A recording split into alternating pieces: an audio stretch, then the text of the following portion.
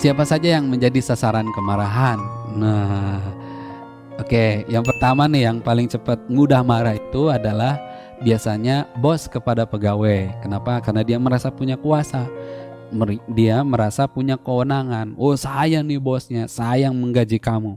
Saya yang memberikan pekerjaan buat kamu. Saya yang ngasih uang kepada kamu. Wah, bos kepada pegawai. Itu yang paling mudah, paling gampang. Karena nggak mungkin kalau anak buah kepada bos, jarang-jarang seperti itu. Meskipun mungkin ada aja anak buah marah-marah kepada bos, ada aja, mungkin bisa jadi. Hanya besok biasanya nggak bakalan bisa masuk lagi ke kantor itu. Kenapa? Karena tidak ada keajaiban aja kalau model begitu atau kelainannya. Yang kedua siapa lagi? Yang mudah marah kepada siapa? Kepada orang yang tidak dikenal, seperti itu. Coba kalau ketika kita bawa mobil nih,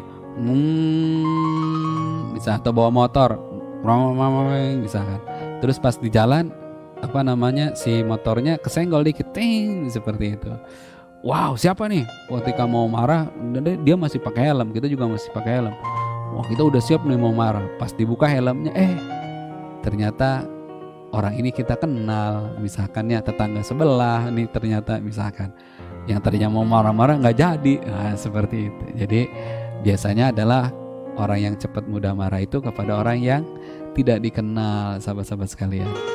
Nah, yang berikutnya juga orang yang mudah marah kepada siapa?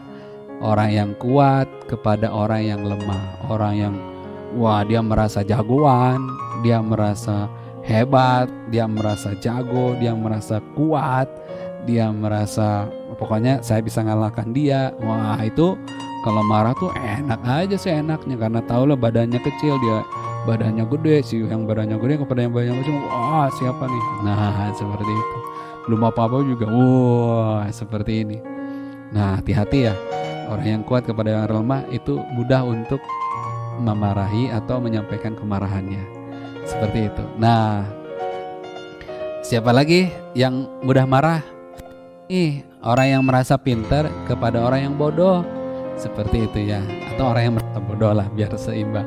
Orang yang merasa pintar nih, orang yang paling pintar, gue nih ya baca buku, atau misalkan gue nih udah lulusan mana, seperti itu. Kamu siapa? Ngerti apa aja? Ngerti kamu Kamu ngerti apa? Kamu lulusan mana? Wah, kamu. Nah, biasanya orang yang pintar atau merasa pintar ngadepin orang bodoh itu cepet tuh terpicu untuk menyampaikan kemarahannya. Makanya hati-hati yang kita merasa pintar atau kita merasa sudah sekolah banyak, terus ketinggian sekolahnya atau sekolahnya tinggi misalkan. Nah, itu biasanya kepada orang yang dianggap bodoh. Nah, itu cepat memicu kemarahannya dan gampang dan enak marahnya begitu. Nah, ya yang paling mudah adalah biasanya istri kepada suaminya, ya kepada suaminya atau suaminya kepada istrinya. Nah, itu lebih mudah. Coba kalau orang lain kan belum tentu langsung gampang marah. Tapi kalau istri kepada suami itu cepat memicu untuk memarahannya. Kenapa? Karena sudah tahulah kalau misalkan saya marah, dia nggak mungkin lah, misalkan sudah tahu karakternya, sudah tahu sifatnya, sudah tahu orangnya. Jadi enak saja ketika dia marah bisa seperti itu. Bisa istri kepada suami, ini yang mudah marah itu, atau suami kepada istri. Jadi seperti itu. Jadi dua-duanya bisa terjadi. Ya, jadi kemarahan itu bisa terjadi. Kenapa? Karena ini hanya udah saya kenal nih. Jadi kalau saya marah nggak apa-apalah, seperti gampang untuk minta maafnya. Nah, seperti itu. Nah, lalu apa harus kita lakukan kalau misalkan terjadi seperti ini? Gampang, yaitu apa? Yang minta maaf duluan. Kalau kata guru saya itu yang minta maaf duluan, dia yang mana? Yang menang.